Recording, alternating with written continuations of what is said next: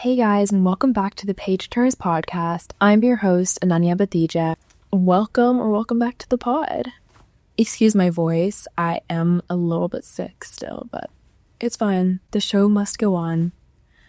Today I'm going to be talking about my bookish goals for the year, and hopefully they'll inspire you guys as well. I have a couple of pretty new aspirations for the year. I'm trying to do things a little bit differently from other years in terms of my planning for the year, book-wise. But I hope you find it interesting and I hope you're inspired. We're all in this together.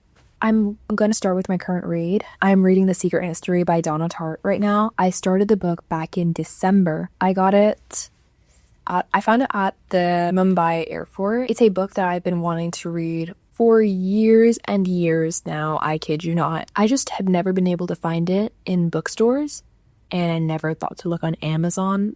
I'm now realizing, I'm not sure why. But anyways, I was super excited when I saw the book. I just had to get it. So I did. It's a very dark academia style novel, kind of like classical literature, English literature. I don't really know what the genre is called, but it feels like I'm reading one of the classics.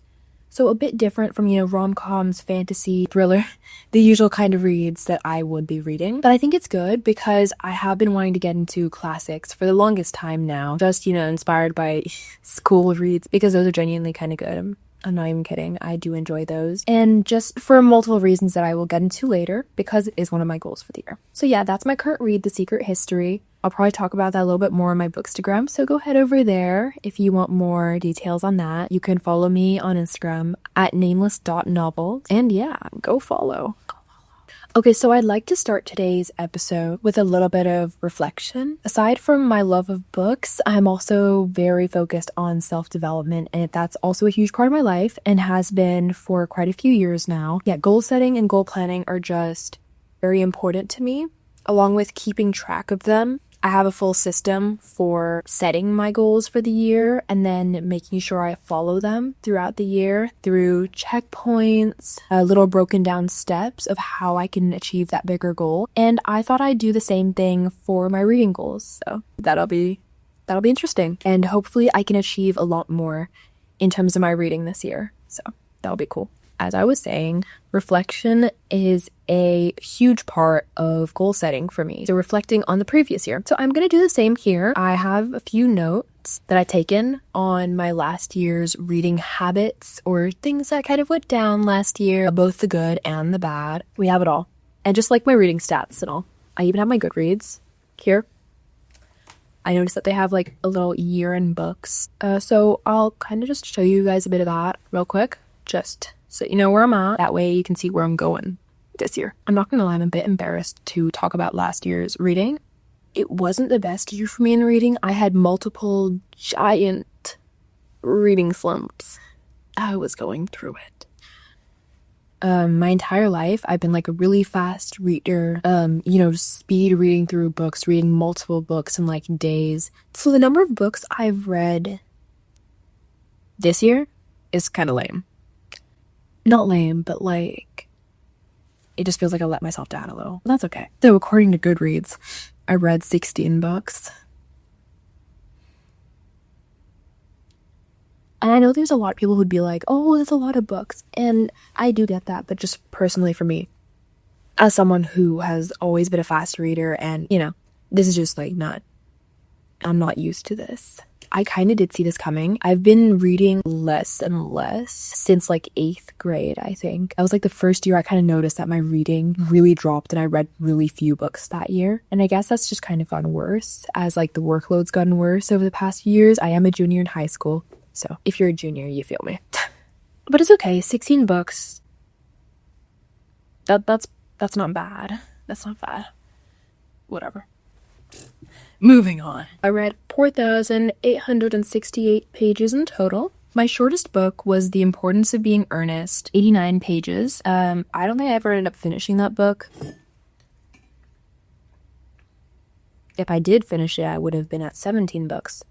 Oh well. Anyways, it is actually a play, and I read it for school. It was actually really interesting. There was a lot of social commentary about social hierarchy in the Victorian era. It was genuinely quite funny. Like, I genuinely was giggling when I was reading the play. I wouldn't have expected that. It's by Oscar Wilde, which is also pretty cool. Such a prominent name you hear in literature. I hadn't read one of his books before, so that was pretty awesome. My longest book was Six of Crows, which I believe I read all the way at the beginning of the year. That feels like a long time ago. 480 pages long. Average book length in 2025 was 304. My first review of the year was The Wicked King by Holly Black. Here's what I have to say about it. Whoa, the ending. Damn. Quick look. Some of my books that I read this year. My last review of the year was mine for Off Script. I read it as an ARC reader, and that was really awesome. Go read Off Script by Gabrielle Smuts. Shout out. Now that we've done a little bit of reflection on the books I read last year, let's talk a bit about my reading patterns. So at the beginning of the year, I think everything was pretty chill. I was reading pretty well. My sophomore humanities teacher, she had us read for 10 minutes or something at the start of class, so I got in at least 10 minutes of reading every single day. So that was awesome. Shout out to her. I really appreciated that, especially having such a busy schedule. And I barely read during the summer. Giant reading slump. It was terrible. Yeah, that was a really big contrast from the previous summer, so summer of 2024, where I read tons and tons and tons of books. In fact, in those 2 months, June, July, and then a bit of August, I had read more books in those 2.5 months than I'd read in the rest of the year combined, or all the other months combined. I think that was partly because I brought my Kindle over with me over the summer holidays over those 2 months, so maybe that's why. My Kindle did break down, so I wasn't able to do that this summer. Maybe that led to the giant reading slump. But anyways, that reading slump continued into the first semester of junior year after the summer, which kind of sucked. I was barely reading. I think the only books I was actually reading were the ones I had to read for my AP Lang. At least I was reading something. One book, Oryx and Crake, and then a play, which was The Importance of Being Earnest. Then over December break, I started Heart Check. I loved it. It was a really, really cute rom-com. And I feel when I'm in a reading slump, that's exactly what I need for me to get out of it. Basically, a really short and sweet rom-com that always does the trick for me. I don't know why I didn't try it earlier. Heart Check was such a great book, and thank goodness for that, because I think I've kind of exited my reading slump. Kind of. It definitely helped me get back into reading again. And then once I was done with that, I started reading The Secret History.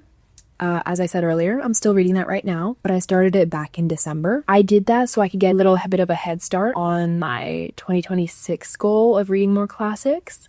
It's been great so far for those 2 books. I was pretty consistent with reading both of them over the break, so that's amazing. Now moving on to my genres read during the year. I read a speculative fiction, Oryx and Crake, by Margaret Atwood for school. Really great book. I read one play, which I'd never done before, is The Importance of Being Earnest by Oscar Wilde. I read some graphic novels. I read some of the Heartstopper books. Up till the 4th one, they were graphic novels, which I wasn't expecting at first, but I enjoyed them nonetheless. It was a really light read.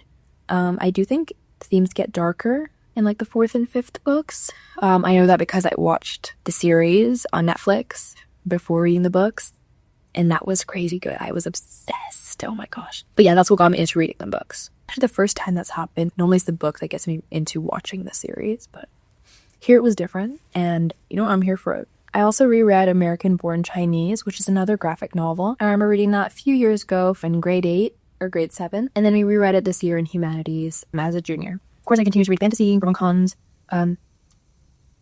crime, thriller kind of vibe books. And then I also read a non-fiction book, which I practically never do. The only times I'll kind of read nonfiction is when I'm reading historical fiction, but that's still kind of, has a fictional lens. But I read a nonfiction book. It's called Unmasked. I'll put it up here.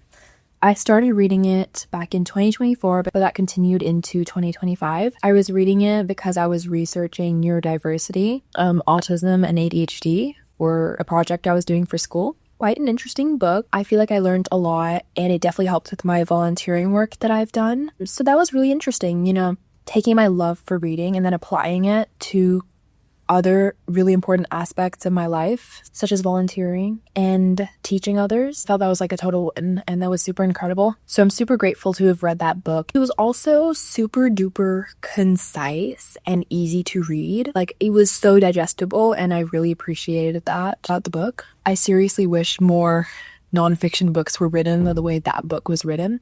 So here's how one of the pages look, or some of the pages look. Super duper easy, so digestible. So I loved that. It was actually a really interesting read. Shout out to Ellie Middleton. Thank you so much. I learned a lot, and it was a great read.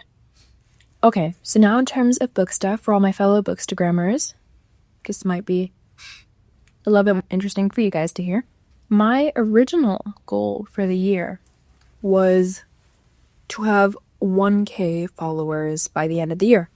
I think I started the year with around 500 or something. Yeah, a little bit over 500, I think. By the end of the year, I was at over 2K. So I started at a little bit over 500, and my goal was 1,000 followers. But I got to over 2,000 followers. Yeah, I'm super proud of that. So my friend even made me a little cake for my 1K follower anniversary? No. Achievement.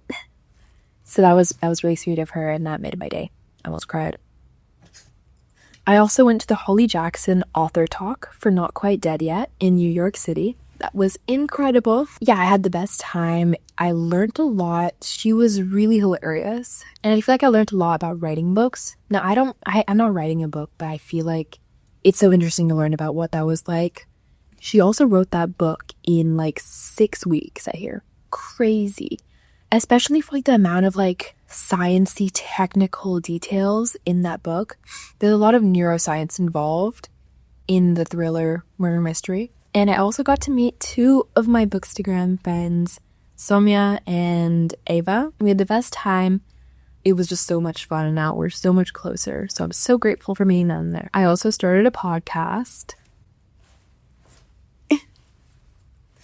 which you guys already obviously know, but that's another amazing achievement for me. I've been listening to podcasts for a couple years now, so doing this has been really cool. Like, I've been loving this. And obviously, I am also no longer faceless or nameless, which is really amazing. I was super excited to do that. I filmed faceless and nameless videos for the longest time, but then I started doing, some speaking videos, and then I slowly kind of eased it to showing my face. And then, I shared my name a little bit more publicly. I feel like getting more comfortable with an online presence is also another really awesome thing that happened to me. So yeah. And because of that kind of led on to another account, which I recently made called Life by Ananya, if you guys want to follow that. It's more focused on self-development and self-love, self-growth, all things related to that. And my confidence to start that account, which I've been wanting to start for years and years and years, came from me actually starting my bookstagram. So I'm really grateful for that. I feel like it's really grown my confidence, honestly, but I feel we need to give it a little bit of credit for my confidence. So yeah. In terms of bookstagram reading, I beta read for Carolina Cusinelli during the summer. I also was an ARC reader for Gabrielle Smuts also during the summer for Offscript, which I mentioned earlier. And I am currently helping edit a novel for my friend Emma in Booksta. This started in December, but it's continued till now. Her book is so good. It's been really great so far, so I'm excited for you guys to see it and read it. Okay, now it's the moment you guys have all been waiting for, my actual goals. So I think we've reflected quite a bit, so you guys kind of know where I was at last year. And now we're going to talk about where I'm going this year and what I'm going to do. So as I mentioned earlier, I wanted to read more classics. This has been something I've been wanting to do for the longest time. And I decided to start with The Secret History back in December because a little self-development tip, I guess. Starting with your goals in December is like the best way to start the year. Don't just wait till January. Start in December. Winter lock-in, or whatever it's called. The Great December lock-in. There was a term. But my point is, so I basically started my 2026 starting to read classics journey back in December 2025. So I can already say that I'm like reading classics, and we aren't even a month into the year. So yeah, I decided to start with The Secret History, Donna Tartt, to ease myself in. And then I think I'll go to like more philosophy type books, because I am really into philosophy. So, you know, Dostoevsky and other really well-known authors as well. I'll also read another one of Donna Tartt's books. I forgot what it's called, but I did want to read it. Ooh, another reason for me wanting to start or get into classics a little bit more is I want to grow my vocabulary more this year. I feel like my vocabulary has pretty much remained the same over the past few years, and I feel like that's because my level of reading has kind of just remained the same. I really haven't progressed in terms of the books I'm reading too much. So I did think that reading classics would be a great challenge for me, and hopefully I'll learn a lot of new vocabulary as I read them. That's already happened so far. I've been underlining words. I did make a journal as well for vocab, so I just need to transfer some of those words in there, and hopefully that'll help me towards my goal of learning more vocab this year. In terms of how many books I want to read, now I feel like this is like the main goal people set for themselves when they are thinking of their reading goals for a new year. Now I've been realizing over the past few years that reading like 100 books in a year is not going to be possible anymore, because there are now so many new different factors in my life that are coming into play more and more, and I don't always have my entire days free to read books like I used to, and that's okay. But I think setting really high expectations for myself is not going to help, and if anything, my perfectionist side will come out and I won't end up reading any books because I feel so pressured by the giant number of books I expect myself to read in a year. And I don't want there to be any pressure for me to be correlated with books. I feel like books should be, you know, our safe space, our space where we don't need to worry or feel any pressure. It's like our little escape from life when it gets stressful. I don't want to put too much pressure on how many books I read. Yeah, we're going to set that kind of low. I do want to read around 20 books this year, so that's a little bit more than I'd read this year. But I do think if I actually commit to reading more during the summer, and hopefully I don't have any more reading slumps, that is the goal, then I really do think I can achieve that goal. I think it's very doable. We want to just keep it realistic. We don't want to put too much pressure on the number of books we read in a year because we have busy lives, and honestly, it's just a number. It's just a number. It's not even about the number of books we read in a year. That should not matter, actually. It's about the experience we have while reading. So I'm basically just trying to set this goal just to make sure that I am reading throughout the year, because it is a very therapeutic, important part of my life, just making the time for me to read, because it is an act of self-care for me. So that's why I'm setting this numbered goal for myself. My next goal, for some context, as I said earlier, in summer of 2024, I read tons and tons and tons and tons and tons and tons and tons of books. I read multiple books in the Throat of Glass series in a day. And I think that was because I had my Kindle with me. You know how big those Throne of Glass books are. I was able to read 2 of those in a day. And that was because I had my Kindle with me. I was able to carry it literally wherever I went. Whenever I got a little bit of time to myself, I would be reading, literally every second of the day. But yeah, that was not the case for summer of 2025. I barely read anything. Actually, I don't think I read anything at all, other than the 3 books I read before I left for traveling. My Kindle did break. I got it when I was 8. So it's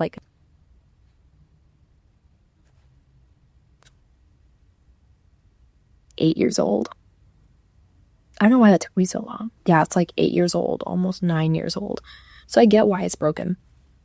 But I do want to get my Kindle fixed, because I do think that will make reading a little bit more accessible to me, either when I'm traveling or when I'm just out and about during the day if I'm at school. So I do want to either fix my Kindle or I want to get a new Kindle. Another thing I want to do is I want to reread so many of my favorite childhood books, which are on that Kindle as well. And they have all these cute little annotations as well that I had made. So I really want to go back to those. Keeper of the Lost Cities, Harry Potter, Percy Jackson, Heroes of Olympus. I could go on. Land of Stories, The False Prince, The Underland Chronicles, I believe it's called. Life-changing books that I read when I was a kid, and I just want to reread them. So we're going to be fixing the Kindle and doing that. As long as I get Kindle back, I'll be good. My next goal is to try out self-help books again. I was really into those a few years back. I read You Are a Bad... I'm not gonna say the word, but... tried reading Atomic Habits. I don't think I ever finished it, but I do remember it being pretty interesting from what I did read. And I have tons of other self-help books on my shelf, which haven't been read, but I hopefully can get back into that. It's been a while, so we'll see if they end up hitting the spot this time. My next goal: read all the books I am scared of. If you know me, then you know that there are tons of books that I am terrified to read. Terrified.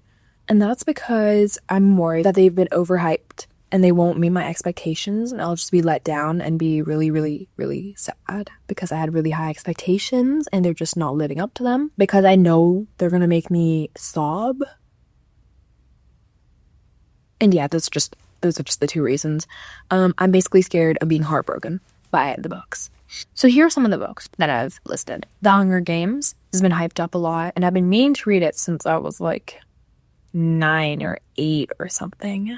I'm a bit worried now that it's overhyped. I doubt it is, but I'm still kind of scared. I do think it's gonna be really good though. So hopefully I'll finally read that this year. 1,000 Boy Kisses. I read a few chapters of this 2 or 3 years ago. I was sobbing on the first page and it just got worse and worse and worse. I could barely breathe. I was sobbing so much. I remember I was also at my grandparents' home sitting in the living room, and I feel like that would just get awkward if someone just walked in and saw me sobbing like that, so I just DNF'd the book. And I have been too scared to go back. I would like to read it. It was good. It was really, really sad, but it was good. 5 Feet Apart, Paper Towns, Fearless, third book in the Powerless series. I was obsessed with Powerless, Powerful, and Reckless a year ago. And then I was crazy excited for Fearless, but then I got spoilers, and though I kind of expected it from, what I was hearing and the vibe I was getting from people who were reading it, it's gonna break me. And I've been terrified to read it, though it's been out for months and months. I have it both on Kindle and on my shelf. Now I'm just scared to read it. We'll see. I don't know if I'm strong enough. The Book Thief. I've been meaning to read this since like middle school. But yeah, I feel like that's gonna make me cry. There's also like a lot of historical fiction books like Alan Gratz novels that I've been meaning to read since middle school. I feel like it's always a little bit hard for me to get into historical fiction books, but once I get into them, they're really good. Like, I love them. It's just a little bit harder for me to actually pick up the book and then start. So that's another goal for me. Read more historical fiction. I also want to read Archer's Voice. Terrified, but I think it'll be really good. The Song of Achilles. I want to finish the Throne of Glass series. I never got to read the Assassin's Blade. I'm terrified of the ending. I know what's gonna happen and I'm scared. I'm gonna sob. Also, the Throne of Glass series is like really intense. I stopped at the Tower of Dawn. I read a few chapters. I'm not gonna lie, I kind of got a bit bored. And I just could not keep going with that, or else I would enter a reading slump. So I kind of DNF'd that 2 years back in the summer of 2024. I think if I push through, it'll actually end up being really good, and Kingdom of Ash is going to be incredible, quite devastating as well. So a bit scared for that. But hopefully I can push through and read those as well. And now some more bookstagram related goals. I want to ARC read and beta read more books. Hopefully help with giving advice or helping with editing for some authors out there. I want to get to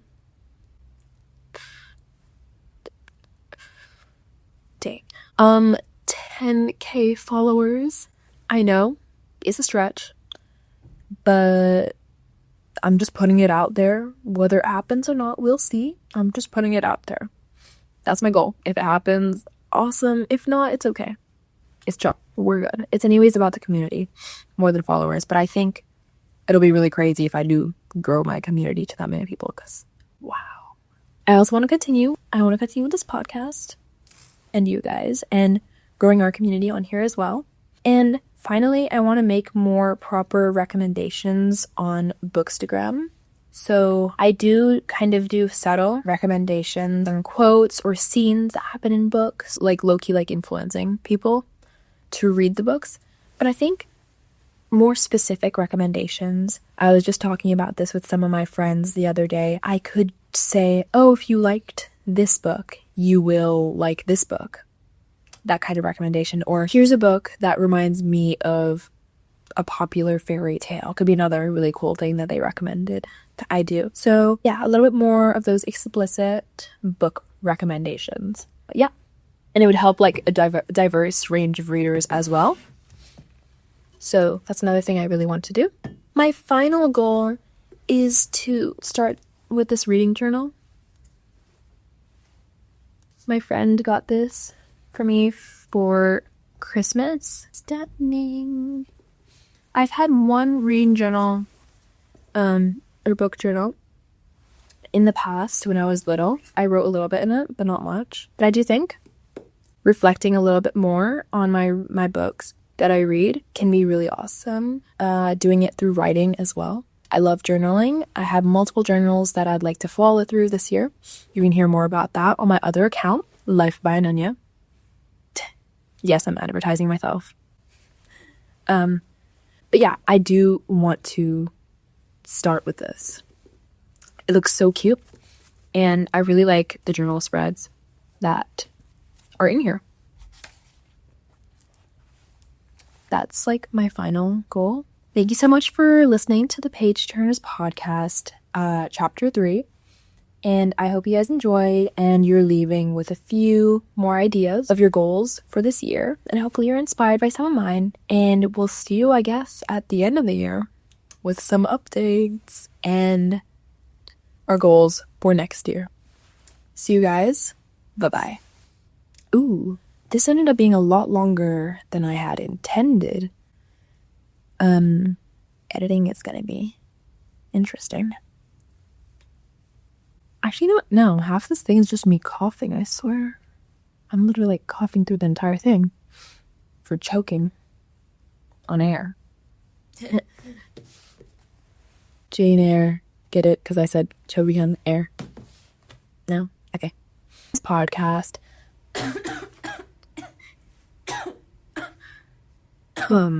Anyway, today I'm going to be talking about my bookish goals for the year, and hopefully they're...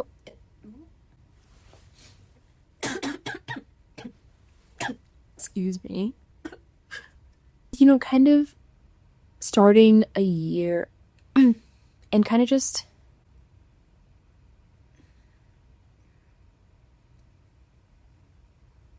In a little bit.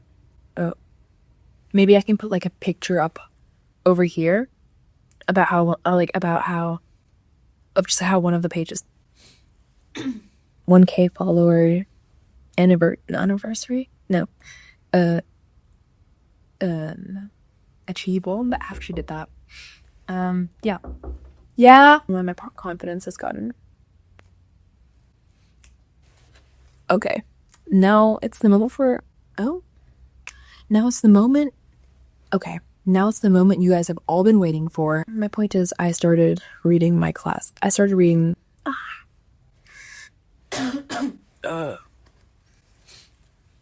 Want to grow my vocabulary more this year.